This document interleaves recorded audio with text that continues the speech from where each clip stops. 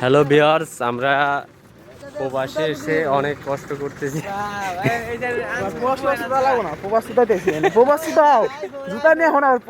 रुको जरा सबर करो बोला धक्का बुक्की नहीं करने का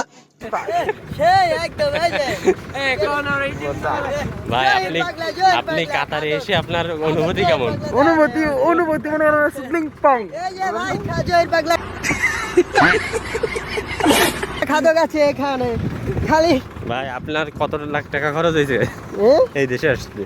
আমার ভাই 3টা খরচ দিছে ভাই, 3টা খরচ দেয় ভাই। तो चलिए शुरू करते हैं। 4টা ভাঙতাছি ভাই আপনার বয়স তো দেখতেছি খুবই কম, আপনি কিভাবে আসলেন? ভাই আইসি পারি দিয়ে সেই লিবিয়ার নদী পাড়ি দিয়ে আসছে।